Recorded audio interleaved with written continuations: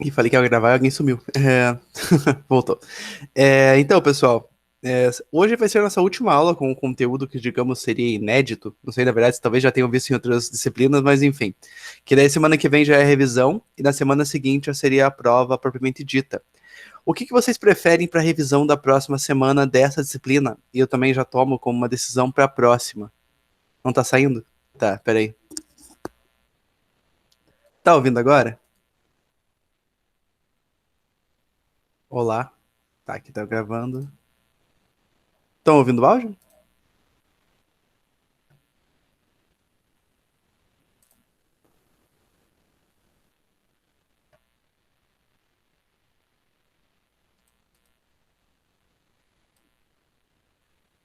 Olá. Tá.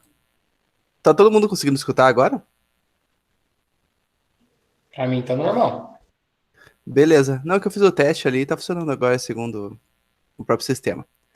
Enfim, eu queria perguntar para vocês se vocês querem que eu grave as revisões, no caso, faça um vídeo corrido, de somente eu explicando para vocês usarem na prova, ou vocês preferem fazer revisão ao vivo? Pra mim pode ser gravado. É que eu penso que a vantagem de ser gravado, igual a gente fez no último bimestre, é que a aula fica um pouco mais curta, para quem quiser estudar, eu acho que fica um pouco mais prático. Que daí eu já vejo para tentar gravar e já deixo disponível meio que já desde essa semana já a aula lá gravada. Daí vocês só assistem, né? Hoje vai ser, no caso, o último exercício que vai ter valendo nota dessa disciplina, que no caso, se não me engano, essa tem 4 exercícios e a disciplina de amanhã tem 5. Então daí amanhã vai ser o quinta lista de exercício da disciplina de amanhã. Daí semana que vem já não tem mais lista nenhuma, e daí vocês podem me entregar até o domingo, dia 15, as listas, todas elas respondidas ali. Até o dia 15, essa data limite para todas elas. Daí, se alguém não quiser, no caso que eu grave, queira aula ao vivo, eu preciso só que me avise o quanto antes. Eu vou talvez pedir para perguntarem no grupo mesmo de vocês, e o pessoal fazer uma votação, sei lá, mas acho que vocês que estão aqui têm uma certa prioridade no voto. Então, eu acho que gravado tem essa vantagem de vocês poderem ver já quando quiserem e deixar para assistir no dia lá, sem que fique um vídeo muito mais longo. Daí deixo o critério de vocês. Alguém mais tem alguma opinião sobre a situação? Se prefere ao vivo ou prefere gravado? Beleza, combinado então. Se mais alguém tiver alguém tiver alguma objeção a isso, só me avise, que daí eu gravo e vou tentar gravar. Acho que hoje à noite, eu acho que hoje à noite não vai dar tempo, mas amanhã talvez durante uma parte do dia eu grave uma, depois a outra, e até o final de semana eu já disponibilizo as duas. Daí vocês ficam livres semana que vem para se dedicar nas obrigações que tem, beleza? Então, eu vou começar a fazer a aula de hoje. Hoje vai ser, como eu tinha dito, a última aula de gestão estratégica, que o tema vai ser gestão de crise. Esse é o tema básico, tá? Daí também envolve um pouco da comunicação e a gestão de comunicação que se envolve dentro de uma crise. Eu vou só pegar aqui e compartilhar a tela com vocês. Como tem poucos alunos, acredito que o compartilhamento vai chegar bem rápido. Beleza. Só lembrando que se alguém chegar atrasado e não conseguir entrar, só me interrompam que eu volto e libero a pessoa. Todo mundo está conseguindo enxergar o slide? Uhum. Beleza, então vamos lá. Relações públicas e gestão de crises. Hoje nós temos 3 tópicos: relações públicas, planejamento estratégico de comunicação e gestão de crises. Esse planejamento estratégico de comunicação a gente já falou sobre outras vezes, mas agora tem um foco um pouquinho diferente. Então, começando com relações públicas. Caracteriza-se pela aplicação de conceitos e técnicas de comunicação estratégica para atingir os objetivos globais e macros da organização. O ponto de comunicação visa sempre visar, visa sempre visar, né? Isso é bom. Ele tem sempre como objetivo você alinhar aquilo que a empresa quer, da maneira que ela quer ser percebida, com aquilo que o público já percebe ela. Tem empresas que querem ser reconhecidas como, sei lá, super sustentáveis, e na verdade o público tem uma visão bem diferente disso. Então a comunicação ela visa na parte estratégica alinhar esses pontos, fazer as pessoas verem o que a empresa realmente, digamos, a forma que a empresa realmente quer ser vista.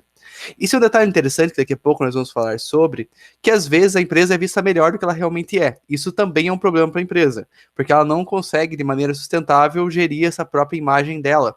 E, consequentemente, logo após algum tempo, tem grande chance dessa empresa vir por água abaixo, para enfrentar alguma crise, demonstrando que ela não tinha todo aquele mérito que ela fingia ter, ou pelo menos o pessoal achava que ela tinha, e isso faz ela, digamos, cair no esquecimento para sempre ou cair no ódio do povo. Então é uma gestão complicada. Então, serve também comunicação dirigida para atingir públicos segmentados por interesses comuns. Isso, com o advento da internet, ficou muito mais específico. Você direciona, impulsiona conteúdo para públicos em específico com comunicações direcionadas. Então, é uma questão que, tipo, é uma demanda que está cada vez mais ativa. E pense que é difícil surgir uma rede social que se emplaque.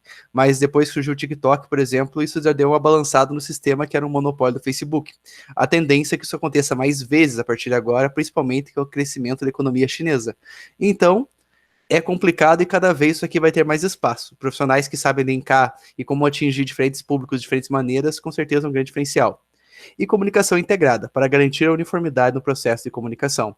Quando eu falo comunicação digerida, no caso seria uma comunicação específica para determinado público, não quer dizer que, no caso, o conteúdo da informação seja diferente. Na verdade, a maneira que você passa aquela informação que ela é diferente, especificando para um tipo de mídia ou público diferente. Mas o conceito por trás, digamos, o que quer ser comunicado, em tese é para ser a mesma coisa.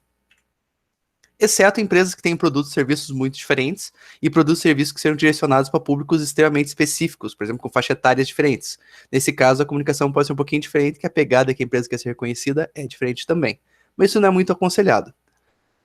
Principalmente porque você vai, digamos, distanciando a empresa da estratégia que ela realmente almeja. Nesse caso, fica meio confuso. Aquela gestão de múltiplas marcas cai melhor nesse tipo de situação.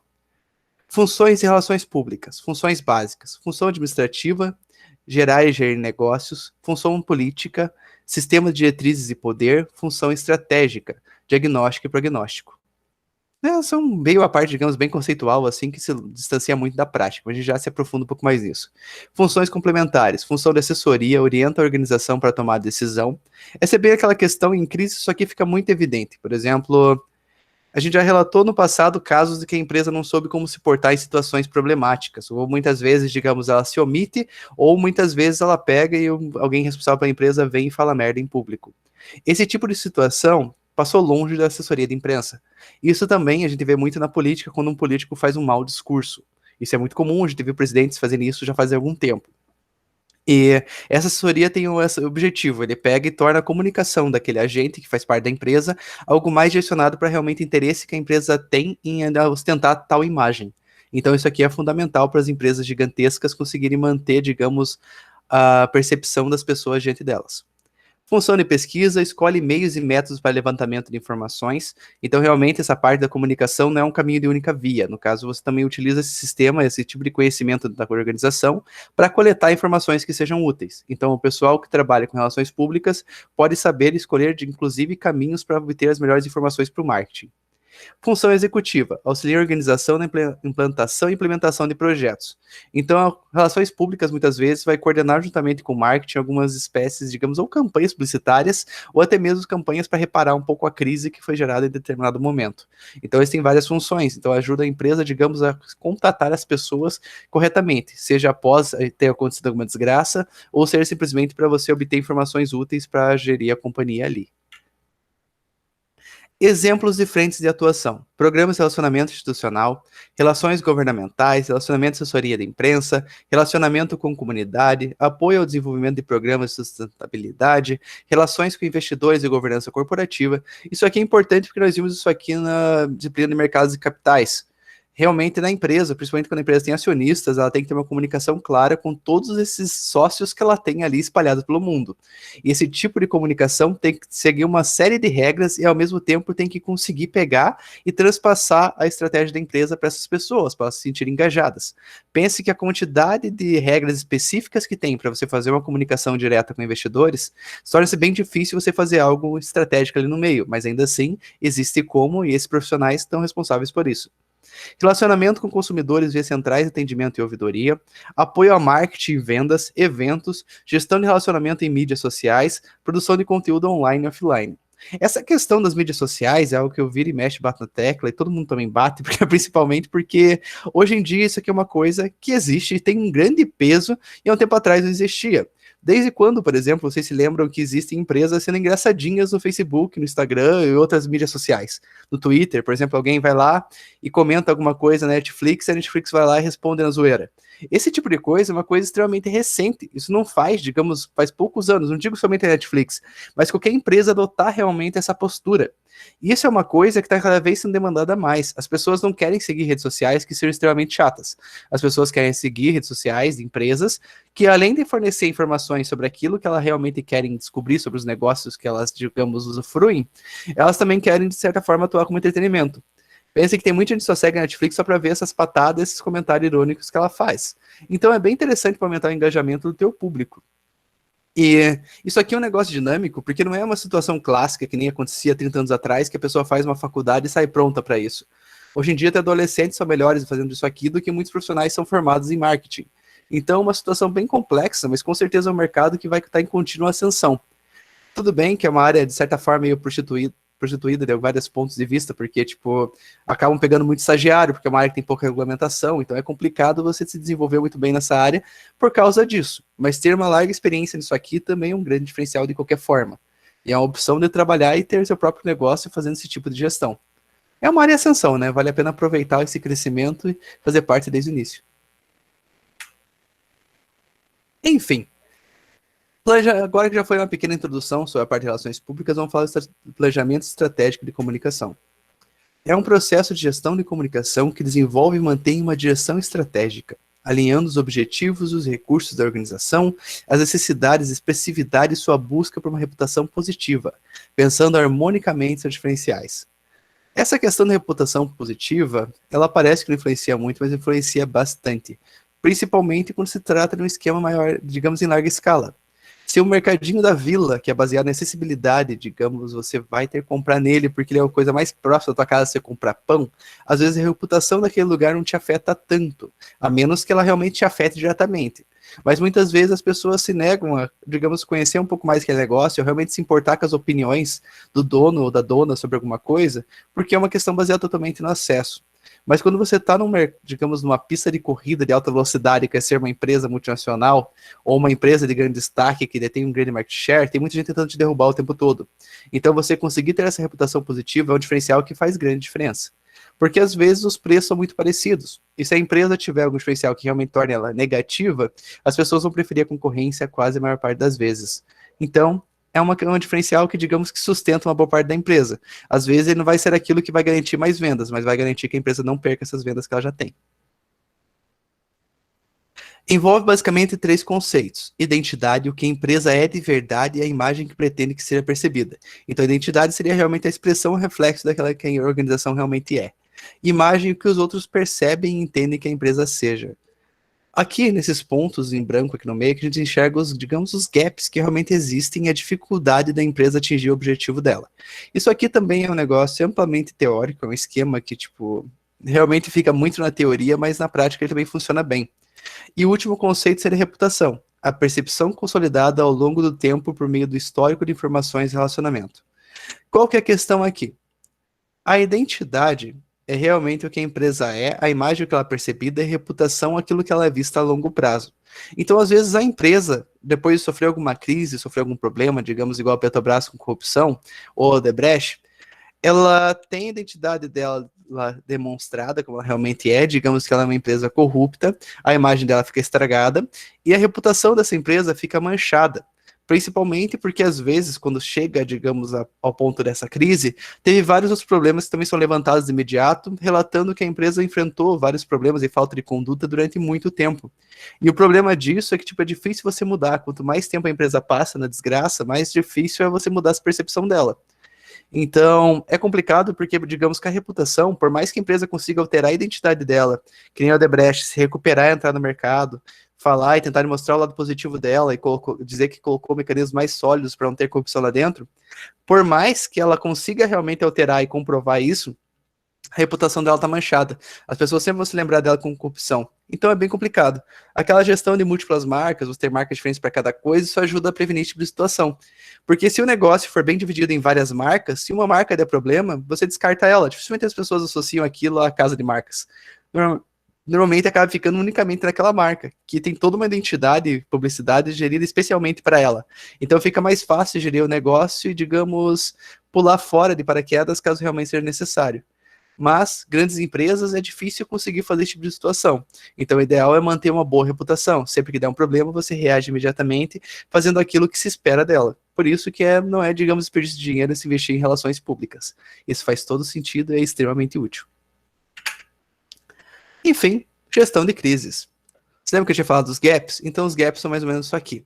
Identidade e imagem existe um gap, que realmente é aquilo que a empresa é e como ela é percebida. Às vezes a empresa, ela, digamos, ela tipo, tem uma postura mais séria, algo assim, é percebida como uma empresa da zoeira. O vídeo mexe ao contrário. A gente já viu alguns exemplos aqui, como isso aqui funciona de uma forma um pouquinho mais clara. E imagem e reputação, esse aqui que seria o problema, que digamos o gap entre eles seria o que a gente chama de crise. Então a empresa já tem uma imagem percebida, e essa imagem percebida estraga a reputação da empresa. E é muito mais difícil você construir uma imagem positiva do que construir uma imagem negativa. Então é muito mais fácil você realmente cair ladeira abaixo e acabar diminuindo a reputação que a empresa já conquistou ao longo do tempo por apenas um problema. Porque normalmente em algumas empresas, em alguns segmentos específicos, principalmente aqueles que trabalham no B2B, a gente não conhece elas até que aconteça uma crise. Ou mesmo até negócio do dia a dia, a gente não ouve muito falar. Por exemplo, que nem esse rompimento de barragens. A gente não conhece as empresas que estão envolvidas em torno disso normalmente. As empresas que fazem avaliação, a gente não conhece essas empresas. Mas a partir do momento que tem uma crise negativa, a gente conhece. Então é bem complicado fazer esse tipo de gestão, porque muitas vezes a imagem negativa vai ser a única imagem que nós vamos ter. Então, 100% da reputação daquela empresa vai ser desgraça. Isso aqui é uma situação complicada. Por isso que muitas empresas, até mesmo aquelas que são mais distantes, estão investindo em social media. Por isso que também o mercado de compra de endereços, de links, é um mercado que tipo que está em crescimento também. Porque muitas empresas que antigamente eram pequenas, que nunca pensavam em construir um site ou trabalhar, por exemplo, na internet, começaram a comprar seus domínios. E muitas vezes os domínios já estavam comprados por algum investidor espertinho que estava detendo esse poder esperando que ela viesse comprar deles. Então isso aqui é um mercado que deu uma pequena aquecida por causa dessa transformação digital. É importante para as empresas tentarem construir ao máximo a reputação enquanto dá tempo antes que alguém construa uma reputação para ela. Se a empresa for impecável, isso não tem muito problema, mas muitas vezes pode acontecer isso também da empresa ser impecável, uma empresa que ela trabalha, uma empresa que ela presta serviço, ou vice-versa, que trabalha para ela, fica a reputação manchada. Isso também, consequentemente, pode se transpassar para ela. Então, é uma gestão bem mais complexa do que parece. Diferenciando os tipos de gaps, nós temos três principais, seria o positivo, o negativo e o neutro. O positivo acontece quando a imagem percebida ela é superior. No caso, a imagem percebida é consideravelmente superior ao que a organização efetivamente é. Os públicos esperam da empresa mais do que a sua capacidade real, necessidade de intervenções no elemento de identidade. No começo dessa aula, eu tinha explicado que o problema disso é que a empresa muitas vezes não consegue sustentar essa imagem positiva dela. É fácil ver isso, por exemplo, se uma empresa, digamos, ela tem um tempo médio de entrega, sei lá, de uma semana. Mas para umas 10 pessoas, ela consegue realmente entregar no dia que é comprado. Imagine que essas pessoas que compraram e foram entregues esse mesmo dia, elas podem conversar para as demais pessoas e espalhar isso para os lugares que o atendimento deles entrega super rápido. E às vezes foi uma situação pontual que ocasionou essa situação. Então, vai se espalhar a reputação que essa empresa entrega quase que imediatamente. E nas condições normais, ela entrega demorando uma semana. Vai acontecer que as pessoas, por mais que tivesse escrito que é tempo de entrega, porque lá é o máximo uma semana, vai ter muito mais gente reclamando quando demorar, digamos, poucos dias para realmente o negócio ser entregue. Então é uma situação complicada e é fácil de imaginar isso aqui acontecendo no dia a dia. Por mais que você às vezes escreva, essa reputação ela vai muito além disso. Então por isso que é importante deixar ela bem parelha com a realidade, para simplesmente não gerar esse tipo de frustração, que muitas vezes a empresa nem tem culpa, foi uma coisa aleatória que cria essa perspectiva.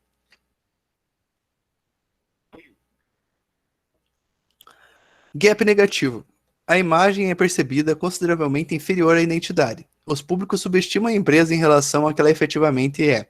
Atuação na comunicação. Isso aqui normalmente acontece por algum tipo de escândalo. Igual esse exemplo que eu tinha falado das entregas, penso que foi ao contrário. Uma empresa sempre ela entrega, digamos, com um prazo máximo de 2 dias. Mas acontece alguma situação, seja por uma terceirizada dela, seja por algum problema técnico, o produto chega a demorar muito mais. Ele demora, por exemplo, 10 dias para chegar. E a pessoa comprou porque ela precisava daquilo em 2 dias. Esse tipo de situação, apesar de ser pontual, normalmente é aquela questão. A pessoa para elogiar é bem mais difícil do que ela chegar e tacar umas pedras. Então, pense que isso é óbvio, porque a pessoa, assim que sofreu qualquer tipo de, digamos, sofreu qualquer tipo de sofrimento dentro da empresa, ela vai xingar muito no Twitter, vai xingar no Reclame Aqui e assim por diante. Então, às vezes, a única referência que a empresa tem, que as pessoas têm, vai ser realmente um Reclame Aqui da vida. E não existe, até onde eu sei, um elogio aqui. As pessoas normalmente elogiam, ficam no próprio site, que muitas vezes as pessoas duvidam que aquilo seja verídico. Então, elas buscam informação se aquilo é confiável ou não, pelo Reclame Aqui. E às vezes uma empresa que já realizou milhares de vendas vai ter umas 10 reclamações lá no Reclame Aqui, que mesmo ter sendo atendidas, as pessoas já ficam um pouco mais cabreira de comprar naquela empresa. Então isso aqui é uma coisa que faz muito parte do nosso dia a dia, porque hoje em dia nós temos uma transparência muito grande e uma facilidade muito grande também de acessar informações. Então é fácil conseguir linkar essas situações e ver esses problemas acontecendo no dia a dia. E a gente percebe até nós mesmos no meio disso. Às vezes a gente se deparou com uma situação que a gente comprou, que a gente vendeu, e se encontra mais ou menos nesse aspecto. E o neutro, que é simplesmente ser enxergado da forma que você é, imagem percebida de forma equilibrada em relação aos elementos da identidade. Então isso aqui seria, digamos, o suprassumo para a empresa. Porque se a empresa realmente se esforça para ter uma qualidade, uma entrega e um valor acima da média, ela vai conseguir se destacar naturalmente se as pessoas perceberem esses pequenos fatores dela. Não adianta ser enxergada como superior a isso, e muito pior quando ser enxergada inferior a isso. Então são cuidados que a empresa tem que ter. Às vezes parece uma coisa fácil e objetiva de se propagar somente o que acontece na empresa, mas não é não.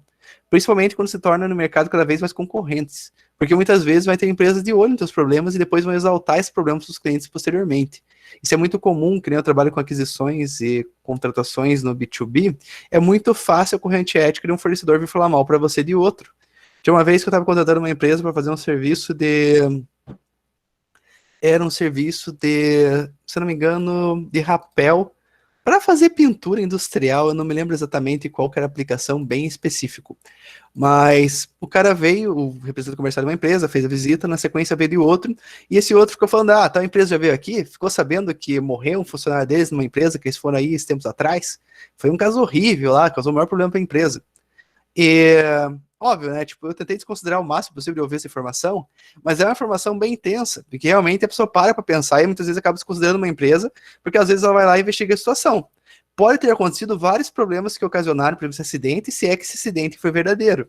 Mas ainda assim, às vezes é uma situação realmente pontual, às vezes o próprio funcionário cometeu algum erro, às vezes era um erro na própria instalação que foi prestado aquele serviço. São muitas variáveis envolvidas em cada situação e vale a pena analisar caso a caso. Mas é muito fácil, a concorrência mesmo, conseguir exaltar esses problemas e acabar diminuindo um pouco teu market share ali. Então, é bem complicado.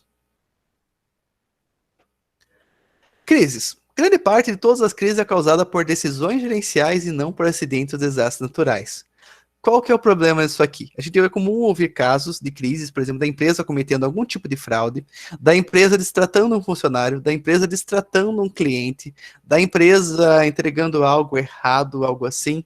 Então é bem comum a gente ficar sabendo de casos que são baseados realmente em erro humano. E muitas vezes não é porque a pessoa não sabia o que fazer. Muitas vezes são decisões tomadas pelo emocional.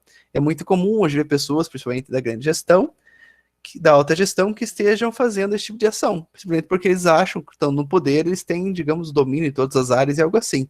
Então é muito mais fácil eles serem arrogantes e propensos a serem grossos com os outros funcionários, serem grossos com clientes, e realmente, o pior de tudo, é além de fazer isso diretamente com a pessoa, muitas vezes é fazer isso diretamente com a pessoa na internet, porque daí gera material para ser printado, para ser compartilhado, e já logo em seguida, no mesmo dia, se for algo muito espalhafatoso, consegue chegar na casa de todo mundo, no celular de todo mundo. Então, hoje em dia é muito mais complexo. Assim sendo, a maior parte das crises ocorre por gerência, porque a gerência não se comunicou com os públicos estratégicos sobre os potenciais assuntos emergentes antes que os públicos criassem um assunto emergente e finalmente uma crise. Isso também acaba sendo um outro problema, porque às vezes as informações realmente vazam antes, ou a pessoa vê o desastre e as empresas demoram muito para reagir. Nós comentamos nas aulas passadas aquele caso do senhor que veio a falecer dentro do mercado Carrefour, que eu não me lembro qual estado que era, mas acho que era mais para o norte e nordeste. Não me lembro realmente onde que era. Mas enfim, esse tipo de situação é extremamente alarmante e emocionante, então as pessoas compartilham com uma grande ferocidade. Então, antes da empresa poder se posicionar sobre o assunto, por exemplo, o corpo de risco escolar até 11 e pouco, já tinha gente compartilhando foto antes disso. Então é uma situação muito complicada. Às vezes realmente foge do controle da empresa, mas muitas vezes a empresa realmente desdenha disso e acaba não reagindo rapidamente o suficiente.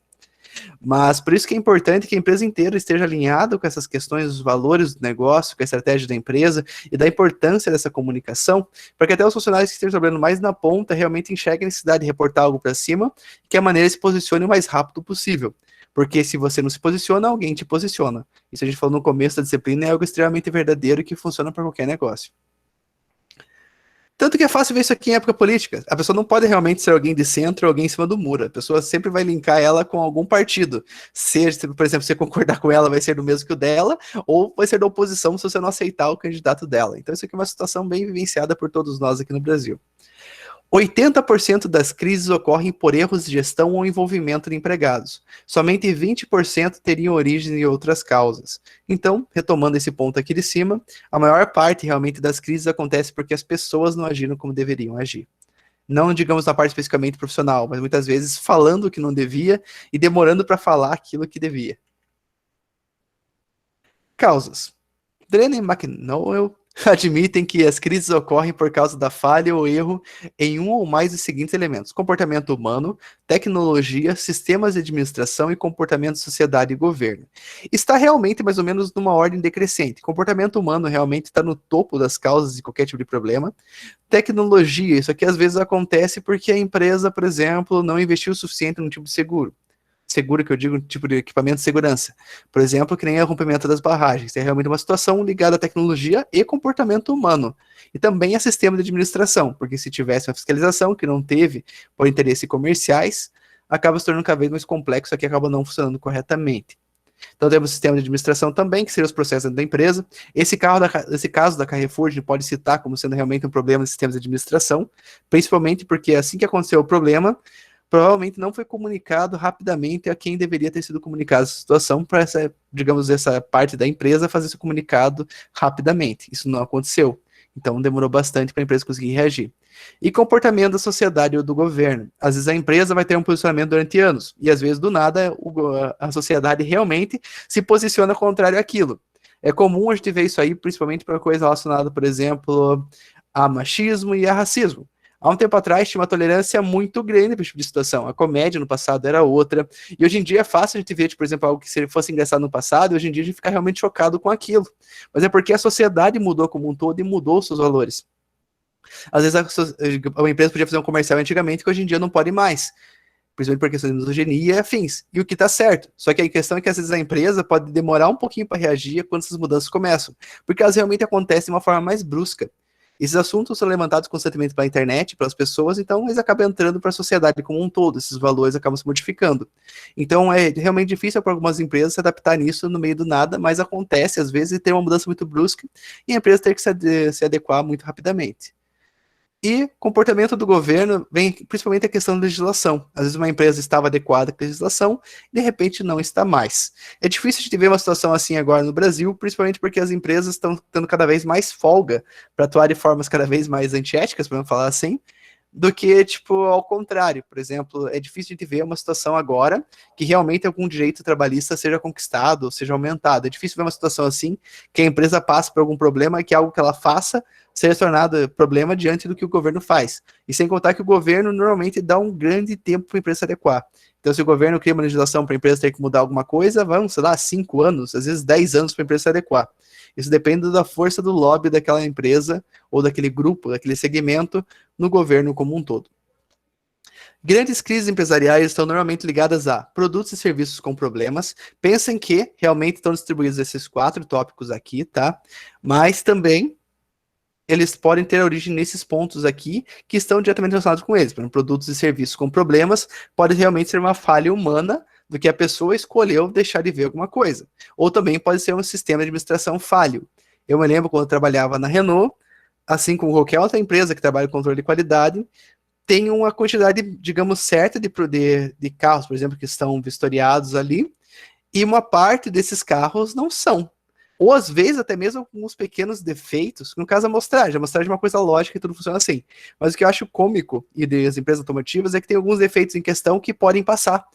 Porque, tipo, defeitos que são considerados, por exemplo, que não oferecem risco à vida das pessoas que estão transitando naquele veículo. E defeitos que não são facilmente visíveis, às vezes algum componente, digamos, algum encaixe, alguma coisa que esteja quebrado, algum chicote quebrado dentro do veículo, e a pessoa dificilmente vai chegar a ver essa situação, normalmente se permite passar.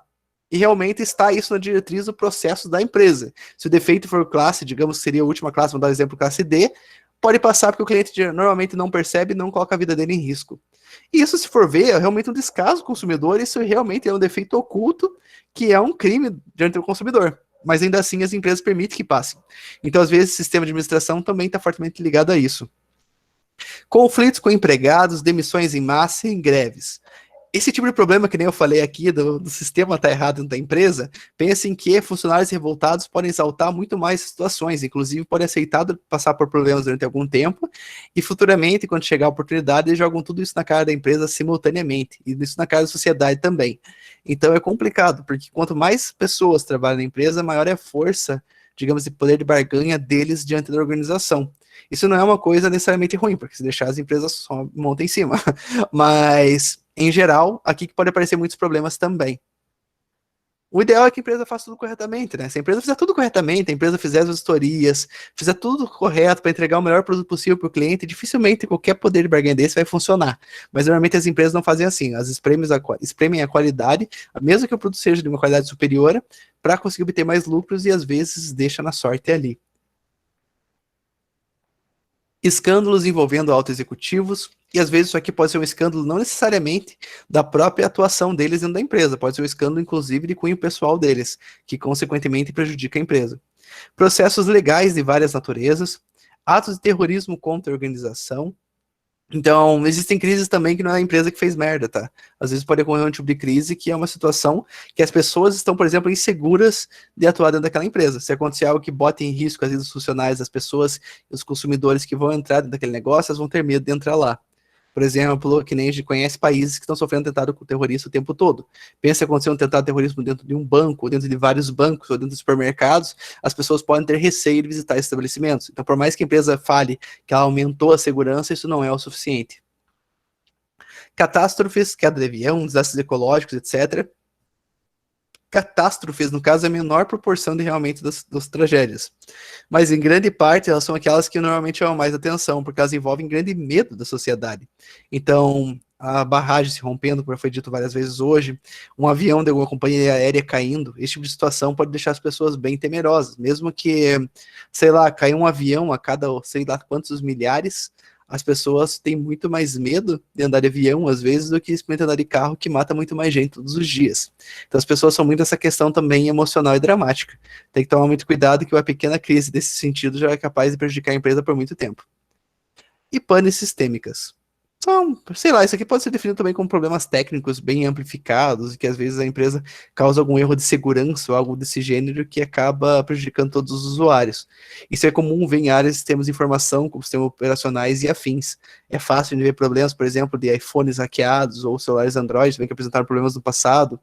É muito comum acontecer um problema no sistema que prejudique todo mundo simultaneamente. Então, tem que tomar cuidado. E trabalhar com software é complicado, porque o tempo todo tem hacker que quer derrubar a tua empresa, derrubar o teu site, derrubar teu sistema, prejudicar teu negócio, somente para te mostrar e te cobrar depois. E não às vezes, tipo, o hacker que realmente chantageia. São hackers, chamam hackers do bem, que vão lá e realmente ficam hackeando as empresas para encontrar essas falhas. E o problema é que se a empresa não atende, eles podem realmente se tornar hackers do mal, então é uma situação bem complicada. Tipologia percentual.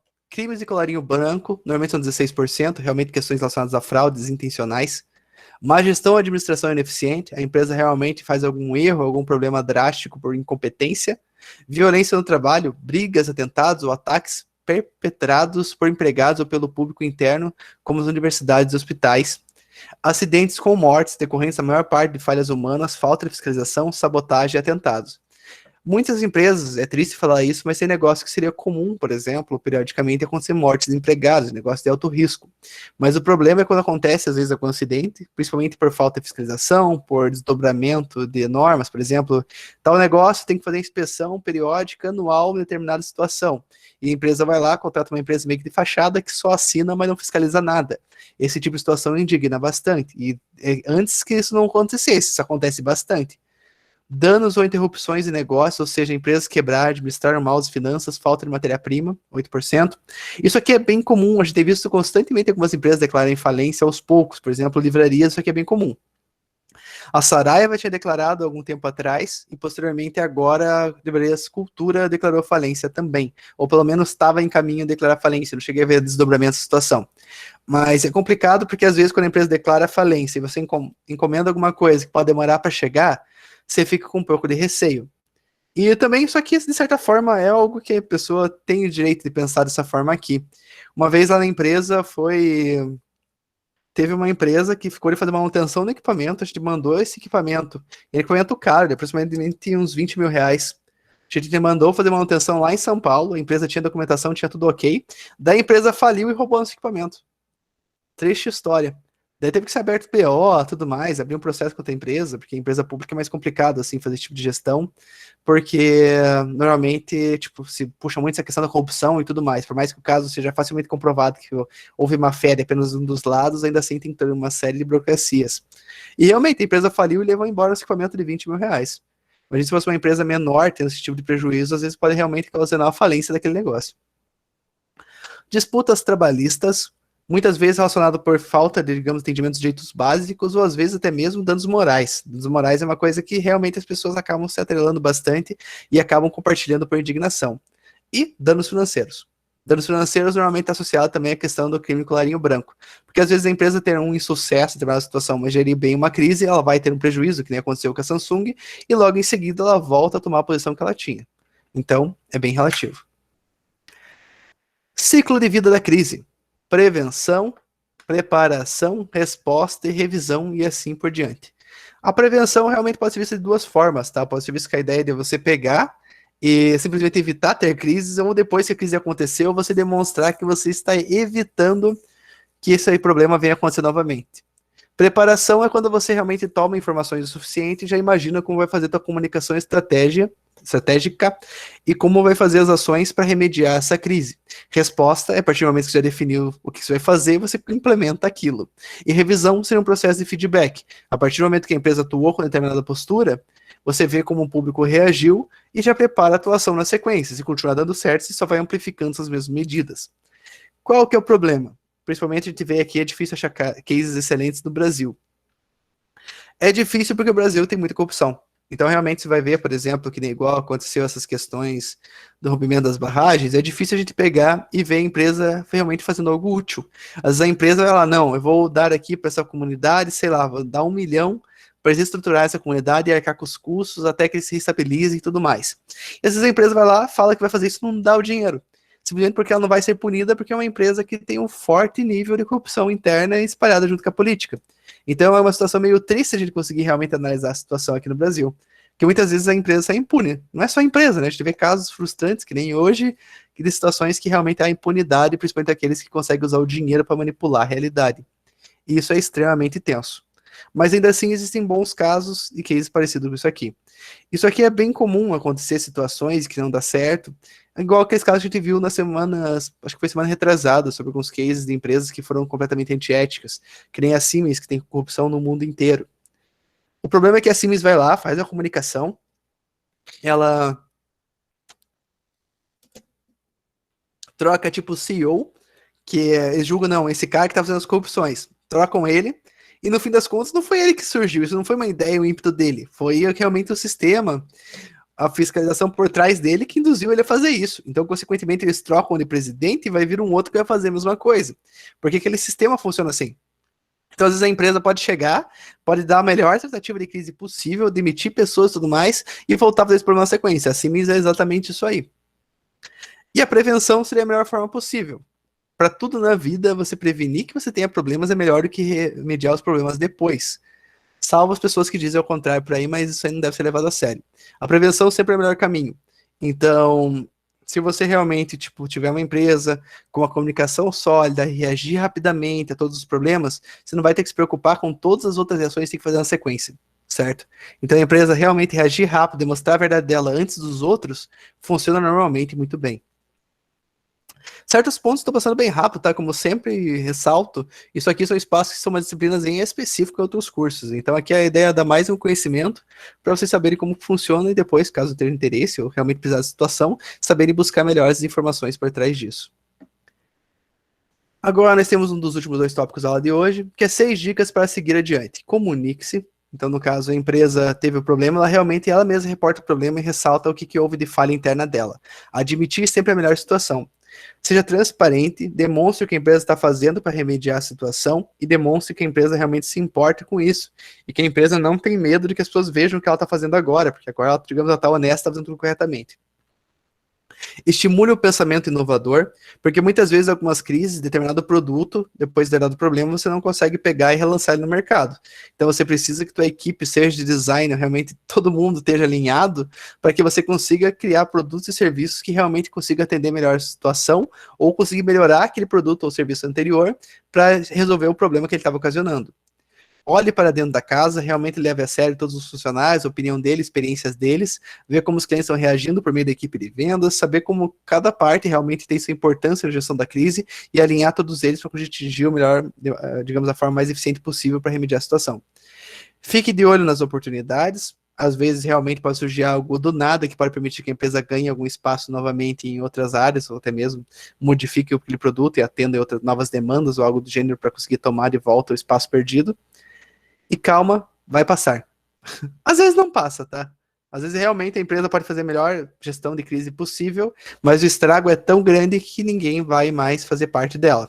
O problema é que se a empresa é uma empresa de capital aberto, muitas pessoas estão pensando somente no dinheiro quando compram as ações, não pensam nem um pouco em responsabilidade social. Então, às vezes, a empresa entrou numa crise, o valor da ação caiu porque todo mundo está vendendo, porque a boa parte do valor das empresas são direcionados com o interesse da população em geral, e daí vai uma camaçada de investidor, sabendo que a empresa vai acabar retomando, e essa apropriação já faz a empresa retomar um pouquinho, vão lá e compram todas aquelas ações em baixa. Isso dá um pouco mais de fôlego para a empresa, porque as pessoas voltam a ver aquelas ações subirem, muitas delas nem estão conectadas ao que está acontecendo naquele negócio, e também vão comprando ações e volta. E às vezes aquela empresa acaba valendo mais do que ela valia antes. Então isso aqui é uma situação muito relativa. Então, existem maneiras de fazer gestão de crise ali, mas muitas vezes a empresa pode não sofrer com isso, simplesmente porque o mercado às vezes acaba ajudando de uma forma meio indireta. Isso aqui é uma situação bem interessante. Isso a longo prazo pode não funcionar tão bem se a empresa não fizer uma boa gestão de crise, mas em geral, dá uma imagem que a empresa realmente conseguiu se recuperar. E agora, se não me engano, esse aqui é o último tópico da aula de hoje, são as 18 leis da reputação corporativa. Então ela está dividida em 3 partes. A primeira delas é criando uma reputação positiva. Potencialize seus pontos fortes, atributos positivos. Se lembra aquela regra do marketing, se o cliente não consegue perceber o valor que você deseja passar, você não deve fazer mais isso. Simplesmente para não ter um desperdício de energia e foco do que a empresa realmente tem que fazer. Conheça você mesmo, mensure sua reputação. Então o ideal é fazer realmente uma pesquisa que busque dados e ver como que está a percepção das pessoas diante da imagem dessa empresa. Ou também de coisas que as pessoas realmente valorizem em determinados segmentos. Esse tipo de situação ajuda a saber você se posicionar melhor em situações diferentes. Aprenda a se relacionar com seus stakeholders. Isso aqui vale tanto para cliente, para fornecedor e qualquer outras pessoas que possam não gostar do teu negócio. Muitas vezes você vai abrir um negócio num lugar, digamos, próximo a residências, que nem no caso da Cocelpa ali, e você fede a região e prejudica os valores dos imóveis daquele lugar. Então você ter uma comunicação com essas pessoas para não te odiarem tanto, às vezes é fundamental. Vivencie e cuide dos valores e da ética corporativa. Seja um modelo de empresa cidadã, cumprir a lei e adotar melhores práticas de governança. Se as pessoas enxergarem a empresa com transparência, ver que a empresa realmente demonstra que ela segue os preceitos legais e os preceitos morais daquela sociedade que ela está inserida de uma forma exemplar. Se acontecer algum problema, dificilmente as pessoas vão acabar levando esse problema a sério e muitas vezes vão estar abertas a realmente ouvir o que a empresa tem a dizer. Então, vale a pena criar essa reputação positiva desde o início. Tenha uma declaração de visão convincente, demonstre que uma empresa realmente quer chegar e de uma maneira que seja possível, né, factível. Crie e vivencie um apelo emocional verdadeiro. Apelo emocional e storytelling é algo que funciona maravilhosamente para as organizações, principalmente se você consegue pegar e linkar a imagem da empresa como se ela fosse um ser individual diferente daquelas pessoas que estão fazendo gestão daquela empresa. Então, você ter esse apelo emocional constante, ressaltar, por exemplo, quem inventou aquela empresa, como que ela foi forjada, e às vezes até criando personagens, igual a gente já tinha visto em umas aulas atrás, e tipo, criar personagem mesmo, sei lá, fingir que alguém fundou aquela empresa em tal situação. No Café Juan Valdez, que eu tinha conhecido lá na Colômbia, eles criaram uma história totalmente falsa de quem inventou aquele café. Eles criaram que Juan Valdez era um cara que saiu viajando pela Colômbia em busca dos melhores grãos, ele viajava a cavalo. E daí encontrou e reuniu essas melhores safras e criou suas próprias plantações. E seus cafés são derivados desses grãos extremamente selecionados, feitos por seleção natural. Seleção natural não, né? Seleção artificial que ele mesmo fez. E toda essa história é bullshit. Toda essa história realmente é mentira. E a empresa admite isso. É somente o storytelling da marca. Mas é uma construção tão minuciosa que tem até foto de ator fingindo ser Juan Valdez lá décadas atrás. E é algo que não é ilegal, porque realmente, se você for buscar atrás dos dados, eles vão falar, não, essa história é fictícia e tal. Mas boa parte das pessoas leem aquela história, se emocionam e compram. Isso funciona bem. Às vezes você conseguir linkar e trazer esse apelo emocional para diferentes situações vale muito a pena. Às vezes pode criar um negócio que tem um storytelling baseado em determinado público, sei lá, se abre uma hamburgueria viking. E daí você ressalta no meio do teu negócio, assim, os valores viking, no meio daquilo lá, conta quem são os vikings. Por mais que não tenha sido um viking que forjou aquilo lá, as pessoas podem associar aquela imagem àquele negócio. Então isso é um mecanismo super interessante. Cuidando da reputação positiva. Segundo ponto. Reconheça suas deficiências e vulnerabilidades. Você tem que ficar mais atento a elas e gastar um pouco mais de energia para mantê-las em ordem. Fique permanentemente atento às armadilhas e perigos. Isso aqui é o mais difícil, porque normalmente as empresas não conseguem prever isso aqui. Faça dos seus funcionários embaixadores da marca e reputação. Isso aqui é legal, porque quando você vê empresas que têm uma comunicação interna fantástica, igual eu estava vendo o caso da Droga Raia. Tava tendo um podcast lá do Primo Rico, é bem interessante se vocês quiserem ouvir, se todo mundo ouviu, eu não sei, mas enfim, se alguém quiser ouvir, o podcast Primo Rico é bem interessante, e às vezes ele traz alguns cases com alguns CEOs, algumas pessoas, grandes empreendedores e afins, que trazem algumas informações bem interessantes. Esse caso da Droga Raia é bem interessante, por exemplo, por esse ponto, eles têm um alinhamento estratégico excelente na comunicação interna, que faz que todos os funcionários entendam realmente a visão e os valores da empresa, e atuem dessa forma eficientemente. Então as pessoas já sabem como agir em cada situação, porque elas sabem como a empresa se sentiria naquele momento, porque sabe que realmente a empresa se importa. Então, esse tipo de conexão em todos os funcionários faz toda a diferença. Isso realmente diferencia umas empresas com grandes potenciais, empresas que vão enfrentar grandes problemas mais para frente, e provavelmente as crises não vão ser o suficiente, digamos, a gestão de crise dela não vai ser o suficiente para continuar sobrevivendo. Monitore as mídias sociais. Para uma empresa realmente do 0 para o -10 na social media é muito fácil. Então tem que ter monitoramento constante de hashtags, tanto que muitas vezes se vocês forem xingar uma empresa e marcar ela no xingamento, mesmo que seja no Facebook, a empresa te responde rapidamente, porque tem pessoas específicas para lidar com esse tipo de comunicação. Fale com um posicionamento único, demonstre o que a empresa realmente é, a gente já falou isso aqui nos slides anteriores. Seja cuidadoso com seus problemas, estigmas e reputação. Nada muito a declarar aqui, porque já é meu objetivo. E a última parte, que eu acho que aqui seria mais interessante, diretamente relacionado com a aula, reparando uma reputação prejudicada. Administre a crise com bom senso. Aquela questão, a pior coisa que pode fazer realmente é negar a crise. Então, admitir que ela aconteceu e os problemas que levaram ela a acontecer e que você está fazendo uma tratativa para resolver o problema é a melhor saída. Repare corretamente os danos pela primeira vez. Então, se você fez os danos ali, alegou quais falhas que levaram aquilo e alegou que você realmente resolveu aquela situação, então é um ponto positivo. Nunca subestime a opinião pública. Nunca pense que somente fazendo uma declaração xoxa ou falando bem cruamente que você resolveu aquele problema que isso vai resolver e vai segurar a opinião negativa das pessoas. Lembre-se, ser defensivo é ofensivo.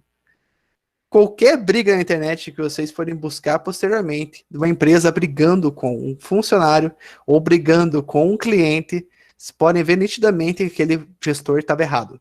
É fácil ver isso, porque muitas vezes eles são preconceituosos, eles dão carteirada nas pessoas. É comum a gente ver, principalmente nessa época, várias pessoas até que estavam rompendo o isolamento social e estavam usando, digamos, não sou cidadão, sou engenheiro, né? Umas coisas absurdas dessas pessoas falando. Ou aquele cara que acho que era um desembargador, não me lembro o que era.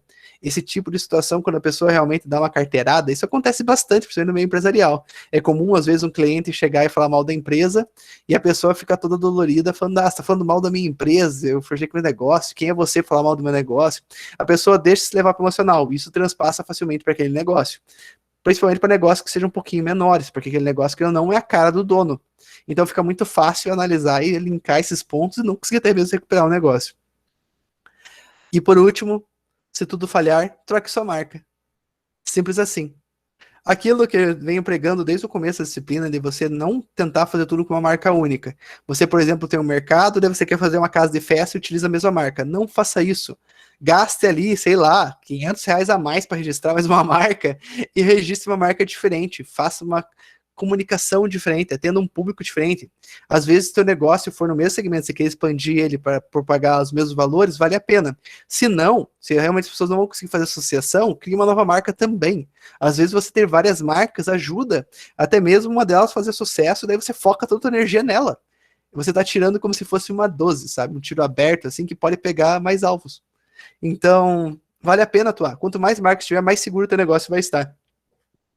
Porque é muito difícil o dono, sendo que se o dono for totalmente omisso, ele ser associado àquela marca.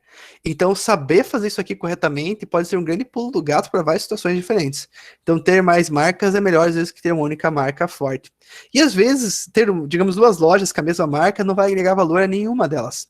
Às vezes, sim. Às vezes, até mesmo pode fazer algum negócio que pegue, que nem, por exemplo, a gente tem visto em logística, que eu acho bem interessante, quando você pega, quando a empresa é muito pulverizada e você consegue fazer entrega em diferentes pontos de venda. Por exemplo, você vai comprar um livro online na Livrarias Curitiba, e daí lá você consegue fazer o pagamento e não pagar frete se pegar numa das lojas de Livrarias Curitiba. Tem Livrarias Curitiba no centro, tem nos bairros mais chiquezinhos de Curitiba lá, que tem os shoppings e afins, e você consegue chegar e pegar teu produto em cada uma dessas. Nesse sentido, nesse tipo de situação, vale a pena ter várias empresas, várias lojas com a mesma marca. Mas em várias outras situações, se não for ter um link entre elas, muitas vezes não vai ajudar. Em algumas empresas são mais tradicionais e é fácil você fazer isso também, porque as pessoas valorizam bastante aquela marca. Só que não tiver situação, crie marcas diferentes, mesmo aposte, porque se algum negócio der errado, você fica com outro, expande outro e assim vai indo. É muito bom, não é difícil a gente ver situações onde as empresas criam sua própria concorrência. Em shopping isso é o mais comum, ver lojas que são tudo mesmo dono, seja de cosméticos, sapatos e roupas, e assim vai indo. Porque você cria opções para públicos diferentes, ou mesmo até mesmo públicos iguais, e acaba tomando e criando um market share maior. Às vezes tem uma loja muito grande e ter duas lojas pequenas pode ser estrategicamente melhor. E além de tudo, se tiver alguma crise, algum problema, você fecha uma e fica com a outra como se nada tivesse acontecido. Então, poder trocar de marca, às vezes, é uma situação muito válida. E, gente, a aula de hoje é isso. Falei bastante, estou com a garganta meio seca. E aí, pessoal, alguma dúvida? Tudo certo com vocês?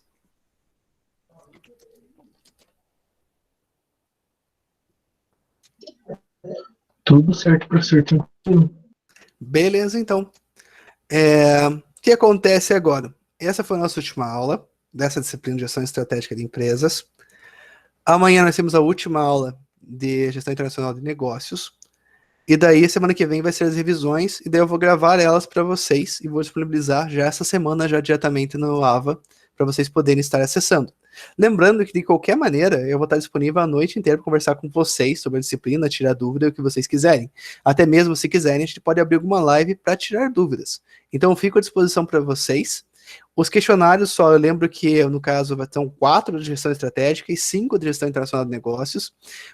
Hoje e amanhã são os últimos questionários das 2 disciplinas, e vocês podem entregar até o domingo da semana que vem, que é o dia 15.